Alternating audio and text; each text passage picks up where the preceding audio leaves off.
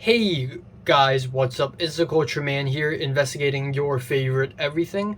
And ladies and gentlemen and others, welcome back. It is the time of the year again, and it is list week. Yes, it's list week 2023, baby. Let's give it up for list week 2023.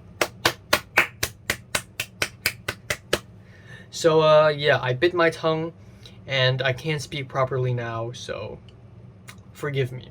So today I'm going to start off with two of the least important lists in List Week 2023. They're unimportant to you, but they're important to me, and part of this YouTube channel is to talk about myself and my life, and I feel like this is relevant. Yeah, so today I'm going to be talking about top 10 best days of 2023.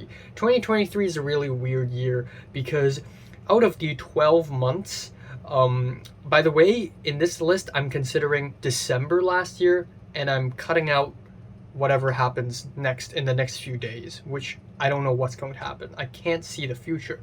But 2023 is really weird because 4.5 out of the 12 months are also spent outside of the USA, partially in Japan, mostly in Hong Kong, and then in the USA itself, it's sort of like half and half. Half of the USA is, or most half of the USA is incredible stress and anger, and the last couple of months is kind of like nothingness. So this is going to be a list that jumps all over the place geographically. So, hold tight. So, starting off, we have November 10th, which is a day that is a little bit conflicting for me. I visited the Palace Museum. Finally, this is a museum that is on my list, on my checklist of things to do for a very long time, so it's awesome. And then I watched a movie with 3 friends, Zara, Miriam, and Leia. Really cool. We even had dessert together, and I saw Zayn in the movie theater, which is she works there now, and it's really weird because it's one of the few rare times where I run into a classmate that I used to know, and it's been years since I've seen her, so the whole day is very interesting and something that got me thinking, and not necessarily in a happy way, but definitely an interesting day. At number 9, I'm giving it to September 24th. This day is not too long after I've returned to Hong Kong, and honestly, it's fucking amazing. It's fucking amazing. Before leaving the US, I was dying. It was basically torture. I'm just surviving a day at a time, and I can't wait to come back to Hong Kong. So after I returned to Hong Kong mid-September this year, it was truly heavenly for me. The food is great. I can sleep in peace now.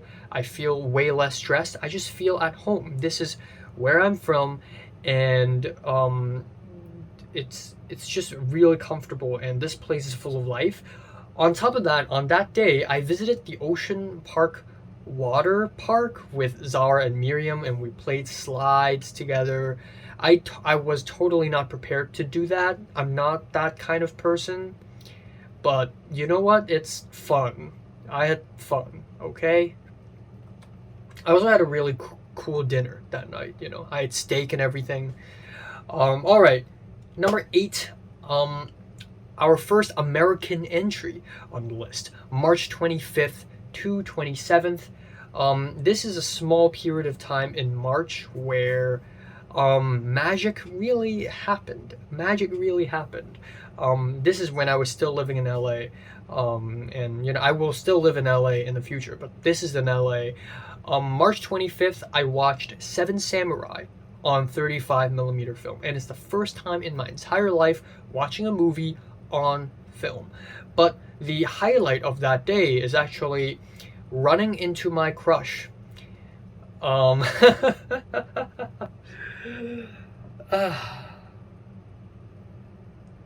Yes. Yeah, so that happened.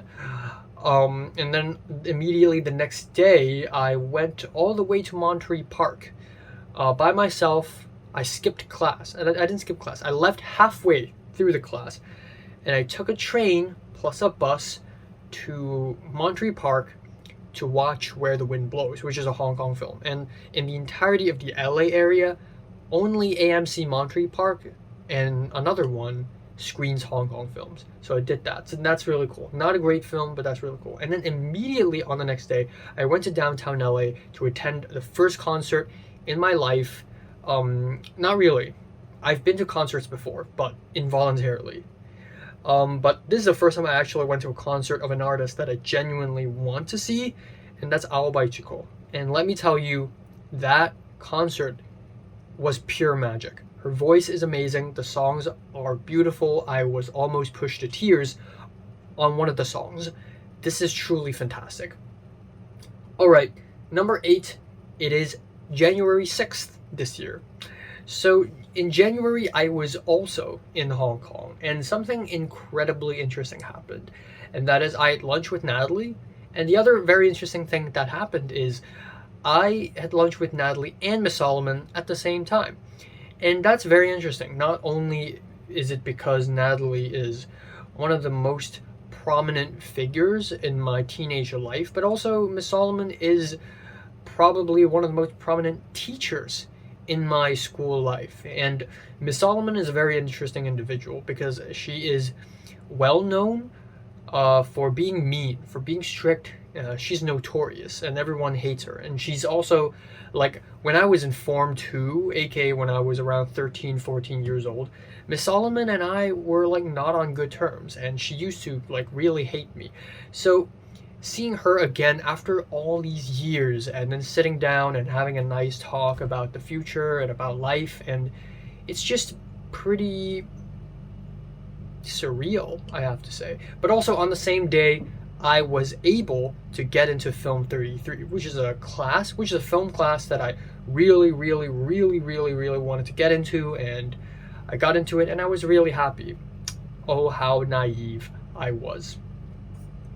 Number 6, I am giving it to May 12th to 13th.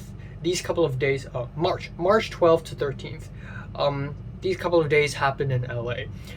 I adventured with a friend, Retablo, and even made a few vlogs on this adventure, and we did many things. We went to a restaurant in Santa Monica to try fish and chips, which is easily one of the most expensive meals I've ever had in LA, but also actually delicious. Actually tastes really good. I was invited to carne asada, and I was accepted by their family, which is crazy. I got the carne asada pass. Yeah. And we also adventured around. So my friend took me to his cousin's side of family to try Mexican family dinner, and so inversely on the next day I took them to try Cantonese / Hong Kong food in Monterey Park, which is really cool.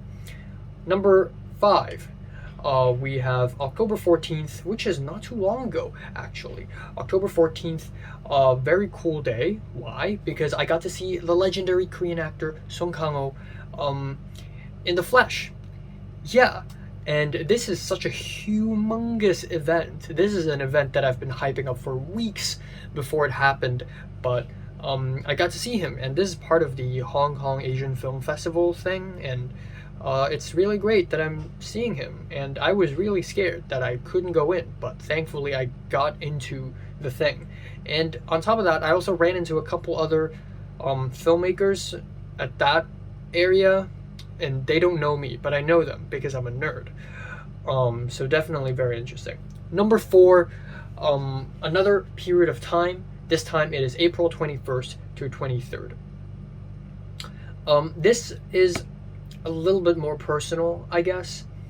So on April 21st, if you're caught up with culture detective lore, you may or may not have heard of a girl who I usually call the Monster.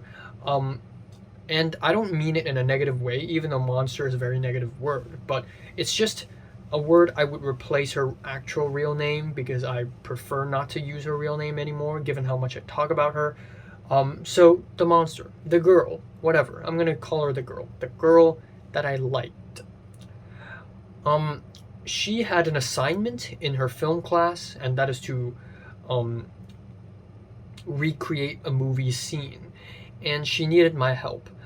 And I auditioned with her. And by that I mean actors were auditioning for her movie scene, and I was there to help her out. And I just felt so special on that day. I just felt really special. That night, I watched Suzume with Aoba, another girl. So that's that. The next day, I watched Taxi Driver with my friend Cliff on a big screen. So that's really cool. And then on April 23rd, I went location scouting for Film 33. So Film 33, the film class that destroys every other film classes. I was particularly proud of what I did that day because the location scouting session was really scuffed. The producers were not free, the director's not free. It's only me, and it's one of the few times in my life I realized that I can actually do things without other people's help. I organized this location scouting myself. I found all these locations myself, and you know what? I did something, and I'm proud of it. Number 3, I'm giving it to September 6th to 10th. And yeah, also not too long ago. And it is the last few days near the end of my stay in the US in round 3. First of all, September 6th, I celebrated my birthday that day. My birthday is the 7th, but in American time, it is the 6th. So I had tacos. Yeah. The 7th, I went to school. I went to Film 5. Went to college. And going back to college is like, I don't know. It's like, it's weird. It's like a veteran. I'm like a war veteran, and I'm coming back to college. I'm coming back to the battlefield. Yeah, it is very interesting. I saw this guy who is a bit of a celebrity in the film program of my college because he always shows up in these videos, and then I got to see him and I took a selfie with him, so that's really cool. And then that night I went back to my old apartment, and a couple of my ex-roommates celebrated birthday with me, which is fucking insane. It's been so long since anyone has celebrated my birthday aside from my family. It's actually insane, and I feel blessed. I feel like I don't deserve it. September 8th, I did a joint interview with Tova, and then that night I went to the Academy Museum with my friend Michelle to watch Floating Weeds. September 9th, I had my final class in my college. And after that class, I had a 2-hour talk with a 30-something-year-old Italian woman about the girl, about the monster, and sort of reconciling with that. And it's such a huge talk. And I also didn't expect myself to connect with her that much, but it's insane. September 10th, I also did an interview, and me, my friends Tova, Naja, and Benny, and their friend Lizzie, that I wasn't too close with, we were together, and I helped Lizzie film her film assignment. And it was such a random, improvised moment, and it's such a good time. It's like, oh my god, I actually have friends now. This is wild. What is happening? What is happening? I have a social life? Since when? Number 2, it's December 19th to 29th. So this is over the span of 11 days, and it is not December 19th to 29th now. It's last year, December 19th to 29th. Why? Because Japan, baby. So yeah, I went to Japan during this period of time, and honestly, this is the best trip I've ever had in my life, in my opinion. It's a perfect balance between planned and also unplanned. There's so many improvised moments. There's so many moments where I would just wander by myself, and those moments are always the best. I went to Akihabara by myself and bought a ton of anime figures because I'm a weeb. I went to Takasaki by myself for adventuring, to look at some temples. I went to Shinjuku by myself because of why the hell not. The food is fantastic. The wanko soba cold noodles, exquisite. I also really enjoyed the chicken skewers in Ameyoko in Ueno, which is really great. I also really enjoyed many things. Just every single meal is great. You know, I enjoy the family dinners too, for sure. I really love the ramen at the service station. It's very cheap ramen, but it's good. It tastes amazing when you're hungry and cold. A warm, steaming hot bowl of chashu ramen is just heaven when you're extremely hungry. So obviously an amazing trip, 10 out of 10 trip. Really enjoyed it. I really want to go back to Japan as soon as I can. All right, and that leaves us to number 1. Drum roll, please. May 20th. Under the Purple Sky. Yeah, you know, this is probably where Enoch has peaked. This is peak me. I have peaked on this day. Because I confessed to a girl for the first time. Meanwhile, I'm very naive because it is only until recently I found out about the concept of asking someone out. And you're probably saying, oh my god, what the fuck? Are you like 9 years old?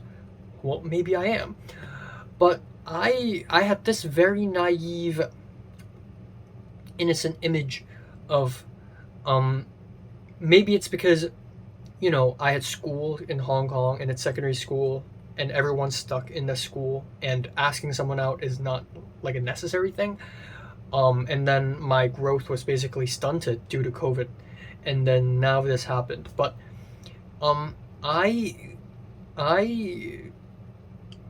did something that I was extremely afraid to do. And something that I've been dreading to do. And it's still so crazy. And also you have to remember that around this time, I was extremely stressed because of Film 33. So this entire day happened and it felt like a fever dream. It didn't even feel real. I confessed to her, but before confessing to her, I just looked at her for 5 minutes, or more like I didn't even look at her. I was around her, but I couldn't say anything for 5 minutes, and I was trembling, actually trembling with fear.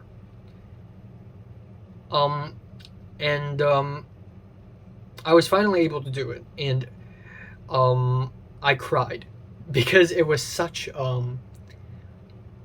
it was a relief that I was able to get this off my chest, but also just I was so prepared to be rejected by her, and I was already really sad about that. Before she even answered me, I guess, I was already prepared that I'm going to be rejected, and I started crying. But what makes this day the greatest day of the year is that she did not reject me. And I was truly shocked. All my life I've had really low self-esteem. I think I always believe that I don't deserve anyone's love or affection. So when she said yes, I almost couldn't believe her. And the next day after that day, I had imposter syndrome. I thought to myself, maybe it's a lie. Maybe I don't deserve it. And you know, if you're caught up with my lore, you would know that that's actually a lie. Or not really a lie, but more like, you know, she's not really that serious.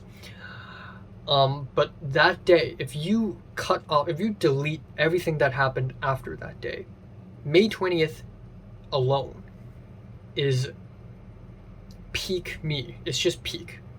And I look terrible. I had full facial hair. I have real long hair. I have acne. I look like shit, honestly. I was, you know, I look terrible. But also on the same day, because it's like my college film club has held a film festival, I submitted 2 of my short films. So 2 of my short films got screened on a big screen for the first time, and I was also really genuinely proud of that, especially after Love and Death. People clapped, and one guy actually came up to me and shook my hand and said, and complimented me on my short film, which is crazy. So not only is the confession thing one of the greatest achievements in my entire life, but also that day is a testament to my passion for filmmaking and art. And it's just peak me. It's just I have peaked that day, essentially, is what happened. Even though everything that happened after that day is pure hellfire, but that day alone is certified peak. So yeah, I'm just gonna wrap it up here. And what are your best days of 2023? Comments below, let me know. Subscribe if you want more. Thanks for watching.